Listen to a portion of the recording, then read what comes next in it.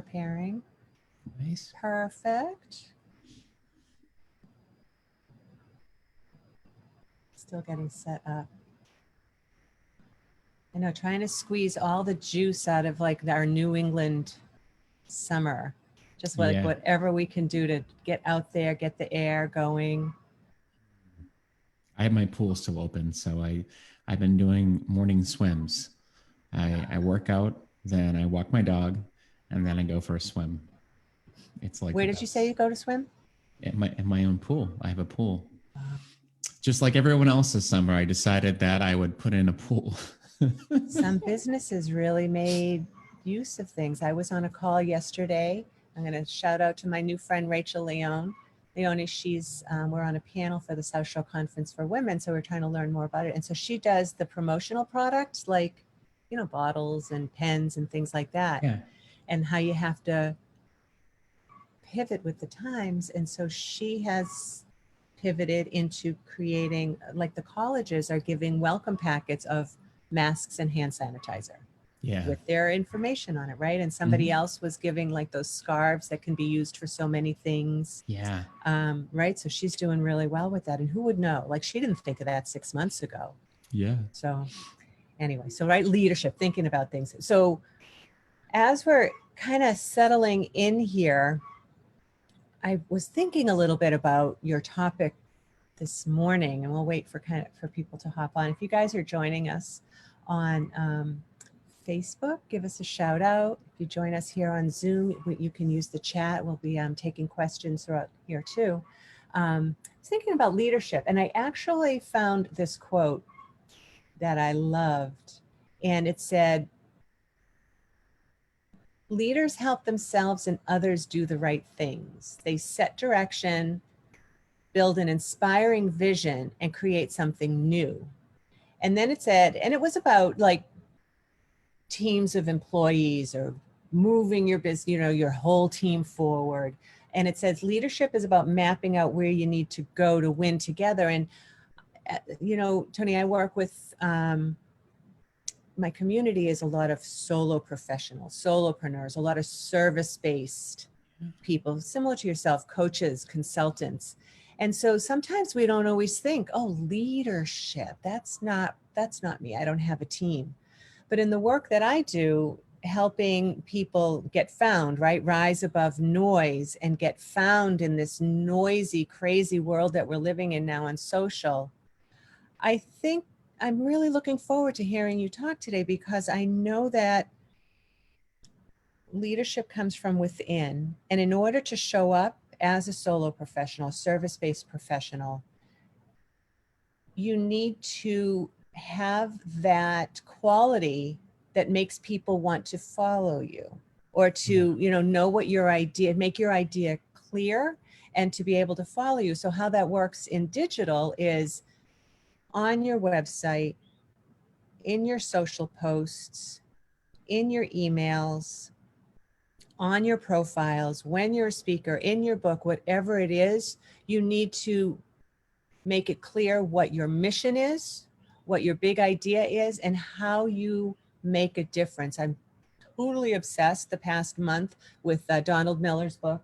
I just went through it for the second time, Marketing Made Simple. And I could just tell you the whole book is fantastic, but here's what I got: solution, problem, how it feels afterwards. And so as solo professionals, as service-based professionals, we need to know what's the problem people are having. How can I make it clear that I have a solution? It might not be their solution. So I have to be really clear what my solution is, and then how they feel afterwards.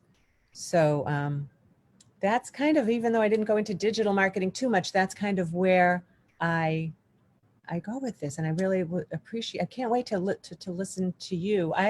You guys, if you haven't already, I guess we'll talk about this later too, but Tony has a fantastic podcast. I've been talking about podcasting a lot too. The Virtual Campfire, is that the name of it, Tony? Yep, the Virtual Campfire. So good. So we'll give you that link. Let me do the official bio. Tony is the Chief Inspiration Officer, I guess that would be CIO, at Inspired Purpose Coaching. He is a leadership coach with a specialty in working with leaders and their teams to navigate through change and unlock their true potential. Tony supports leaders in gaining clarity so they can make well-informed decisions, improve their leadership skills, and ultimately increase their impact. Tony is known for supporting leaders in finding clarity so that they're energized, unstoppable, and lead with a strong presence. When you unlock your potential and lead from a place of inspired purpose, your positive impact and powerful leadership are amplified. Quickly, I'll tell you that before sharing his experience as a coach, Tony was a finance and strategy professional with experience working with some of the world's leading life sciences companies.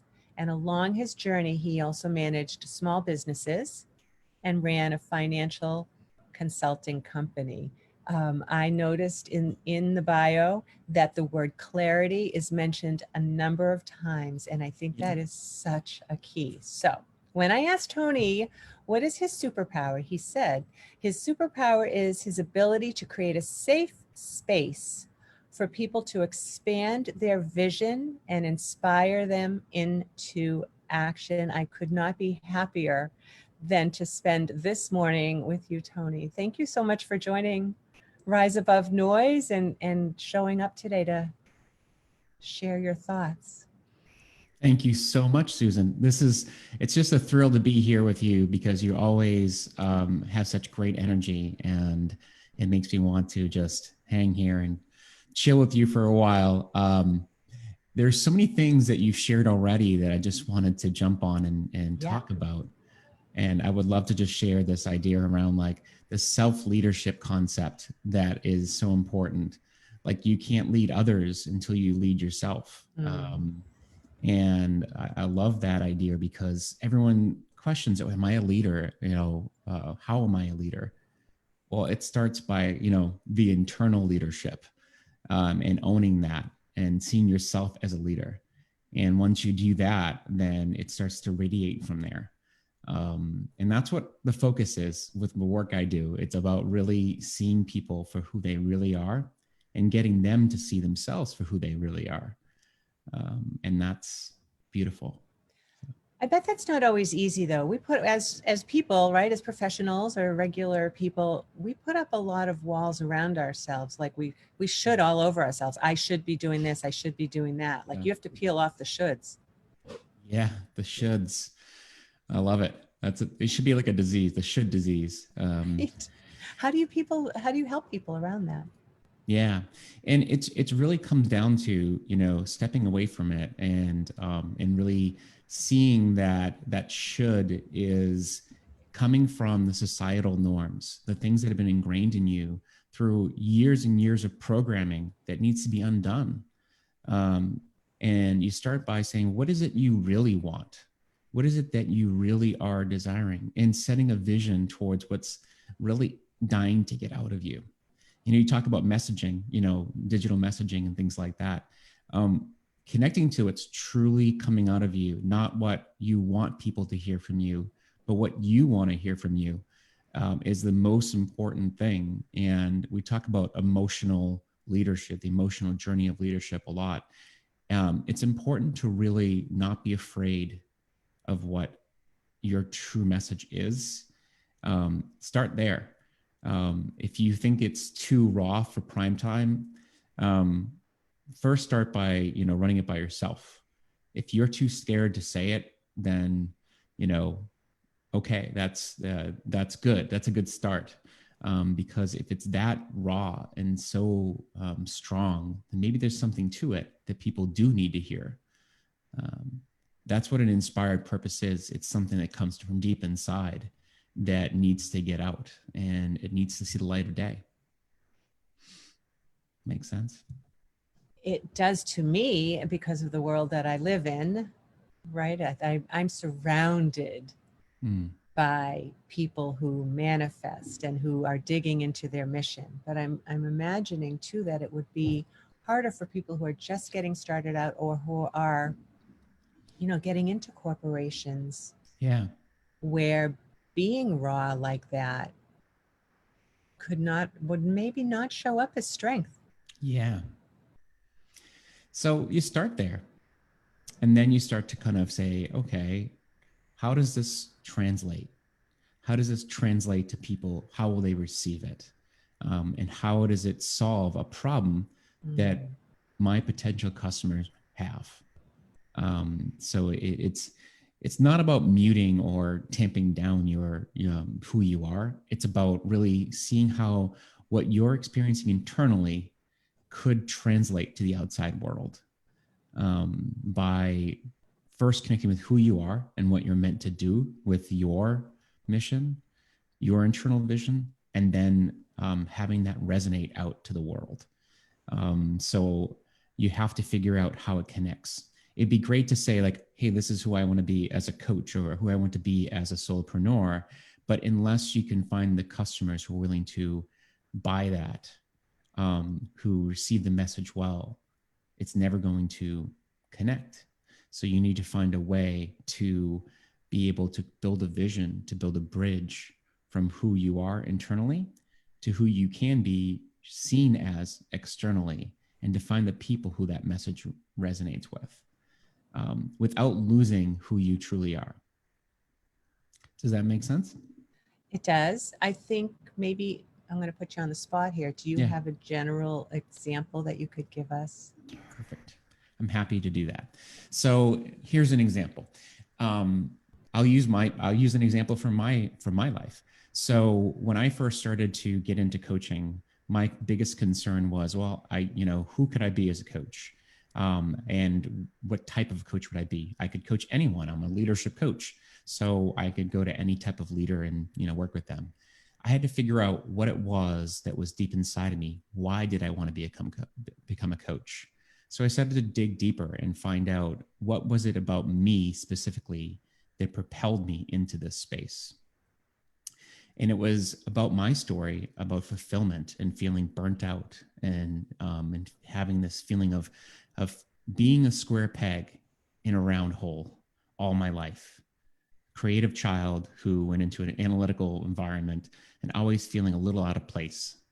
And what I found for me is that because of that, trying to be something that I wasn't for most of my life, and it's not like, is a bad thing. It just happens. This is what society does. It tends to put people in these places where they strive to be things that they may not want to be, but they do it anyways. I call it climbing the wrong mountain. And so what I found myself to be doing is that striving for something that was not a goal that I internally wanted. And eventually what I found is that my mission as a coach was to help other people to identify where are they not finding fulfillment in their lives, and how can I help them to climb the right mountain in their lives, because I know the feeling of struggling for something that is not worthwhile, to be on the wrong mountain, to see that all the struggle is not worth it. Struggle is inevitable, but it should be worthwhile. It should be in that the journey is worth striving for, and not something that you're like, I can't wait till this is over because I just want to get to the top. If that's your message you're telling yourself, there's something in that is a clue that you're on the wrong path. And this is something that came out of my story that was a clue that this is my mission. And I didn't have to sacrifice myself in my message. What I had to do is I had to uncover that and find out that's who I'm meant to serve, those people. And how do I know that? Because I was that person. Does that make sense? It does. And I bet there are people listening to this now or listening to the replay who are saying, but I need to do this. And but if once I get this, then I can do that. Like, are those the things that you hear when you're talking with your clients? Yeah. How do you get around those things? Yeah. Well, I often get them just to step back and really look at the picture from a different perspective, and see that they're making all this stuff up. Everything in the world is being made up by your mind. And your mind has this great ability of getting in your way. And so I use this exercise called expand your vision and narrow your focus.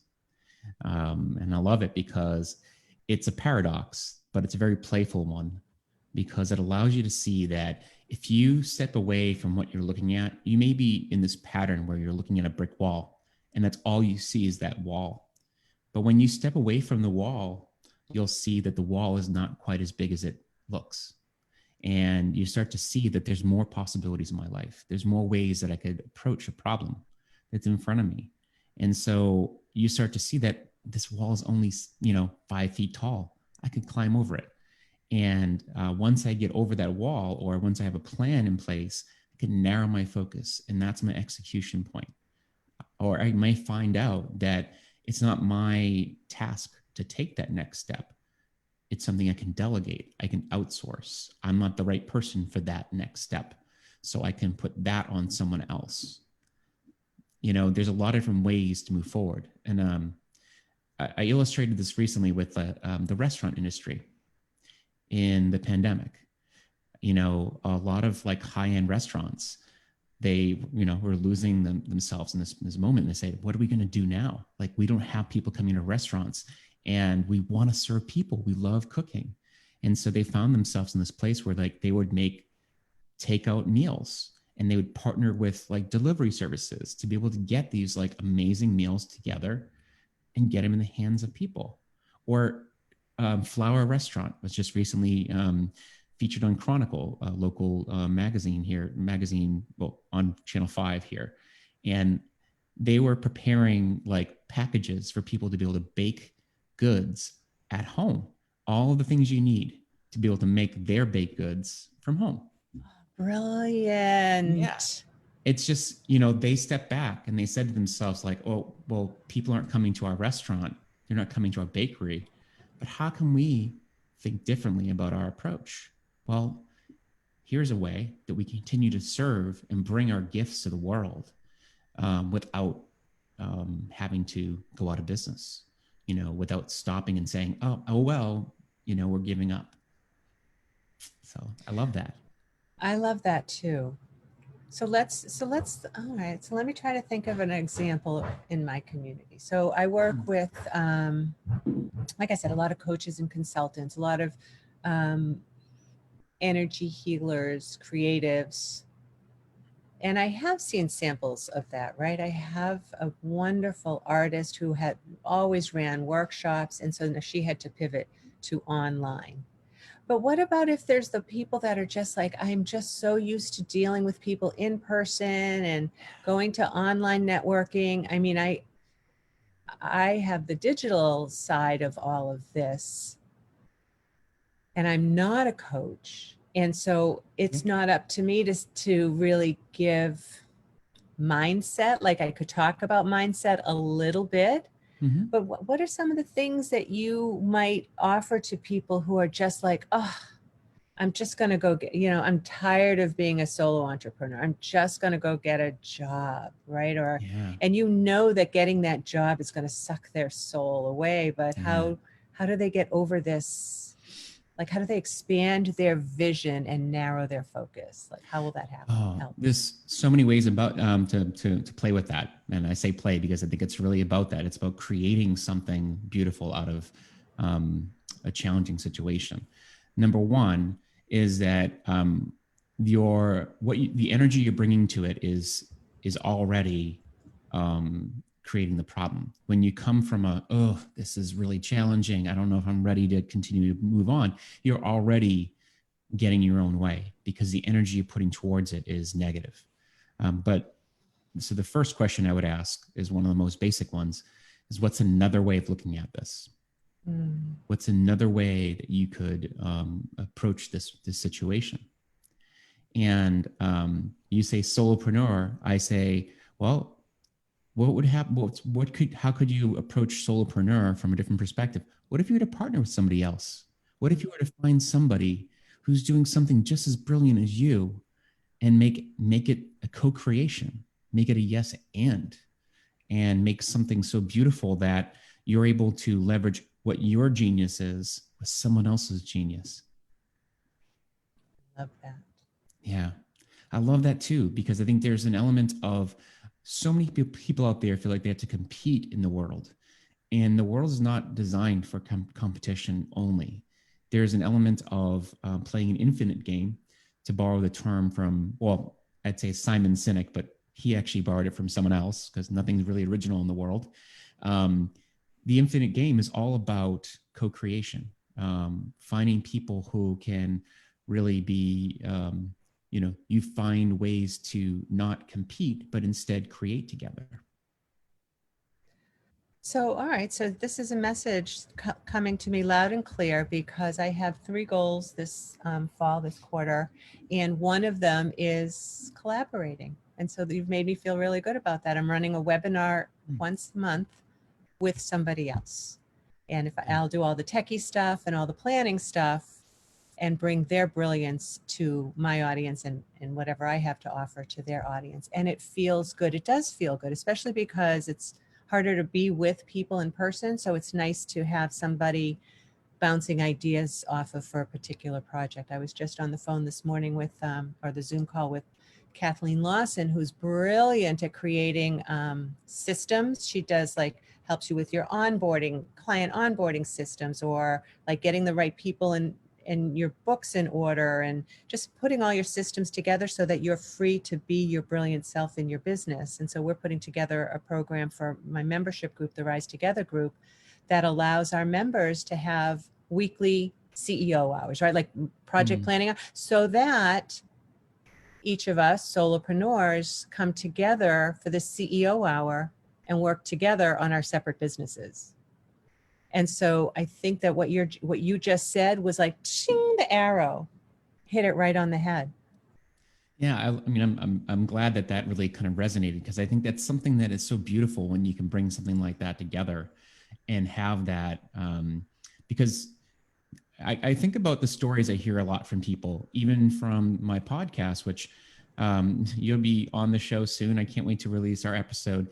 There's an element of community is the way things come together. That no shouldn't say mystery, but the myth of like the solopreneur, the one person doing it alone, it's like it leads to burnout when people think that I can do everything alone and it's going to be all on me, when in reality there's always people, and sometimes it's not really made clear how much support you have underneath you, who's lifting you up. And sometimes it's indirect, that helps you along your journey, and recognizing the community that is supporting you along that path to make great things happen. It's really powerful. And I see it again and again. Every single person I've interviewed has said, well, I've either, I have a great partner, or I have a great community who's been able to, help me see things I didn't see. Because you can't see things you don't see. The blind spots are there always. That's awesome. This is so good.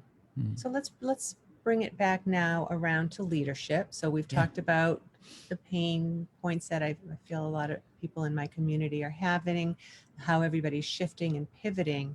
Now let's talk about how, as this person, all right, so now all right, I got my mission, I've got my community, I need to show up as a leader. Yeah.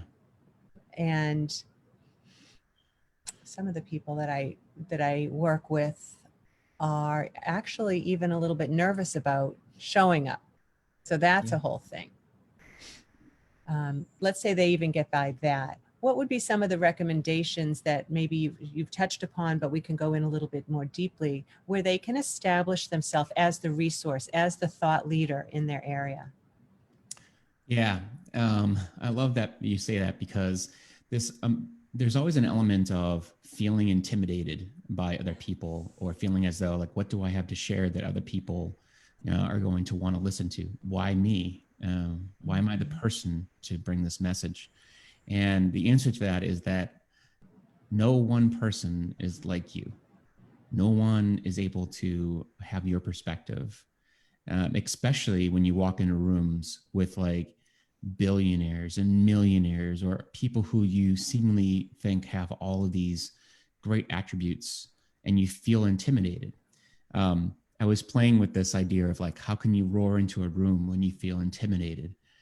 Um, and it starts by, kind of deactivating the pressure by pausing and saying, well, they're just like me. They have their own insecurities, just like me. I have my strengths. They have their strengths. They have weaknesses. I have weaknesses. They're human. I'm human. There's all these things that people like build up in other people, but they don't realize that they're just like them. And as soon as you start to kind of break down the barrier between you and them, then you can start to say, look, there's nothing that's going to differentiate me from them besides maybe their bank account, which, what is that? Money doesn't mean much. Right. And all I have to do is share what is inside of me and bring that into the room. And the more you slow things down and start to build that into your mind, you can bring yourself more powerfully into the room. I say all that, but it also comes from preparing yourself. You can't just walk into a room and say, okay, I'm showing up and I'm going to, do whatever. You got to be prepared. And I think that's the other most important thing you can do as a thought leader, as a solopreneur, whatever you're trying to do. I always tell people, what does success look like for any conversation? What am I looking to get out of it? What do I want to see happen? And if I have that plan in advance, have a vision for what I want to see happen, but not be too attached to it. In other words, like be open to see what shows up, but have a plan. So you made me think of something. That is so good. And I love that idea. Having been so painfully shy growing up and an introvert, but having worked, so you and I both worked with Dolores and Dolores Hirschman, who I talk about probably every week. And when I put together the Write Your Talk program, and it helped me figure out my why and helped me figure out my message, now I feel like I can walk into a room and be prepared. And I know that success is that I have clearly stated my mission. If you are a heart-centered entrepreneur, a service-based professional, and you're making a change in somebody's life, you're doing them a disservice if you're not showing up, right? So that's my mission. So I was asked to speak recently, and then there was a Q&A, and there was a person on the Q&A, very, very thoughtful, very, very knowledgeable, and started talking about digital marketing in a very much broader sense, and almost like she was challenging me.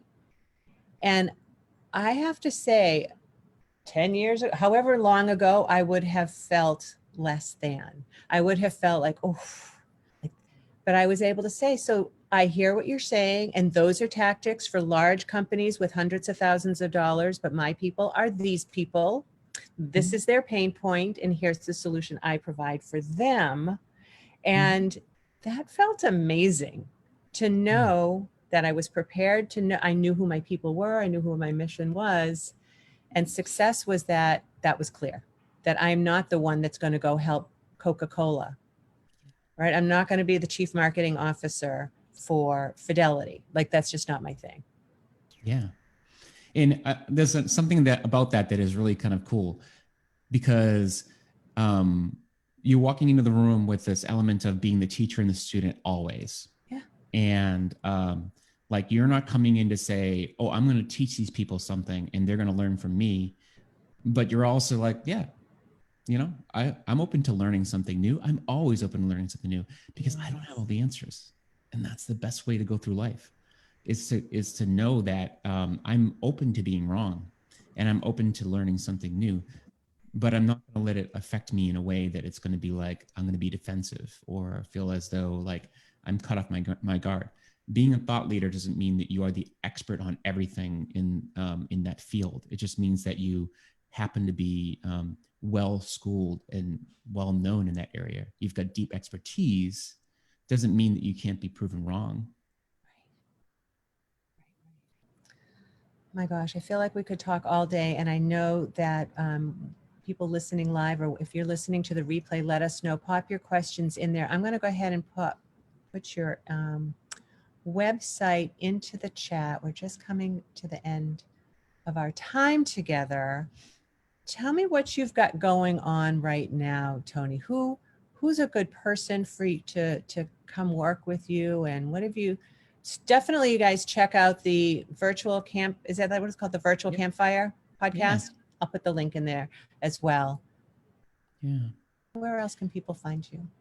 Yeah, I have something that people can check out if they'd like. It's called if you go to inspiredpurposecoach.com/7traits, you can download the 7 traits of an inspired leader, which is kind of a fun little PDF that you can download.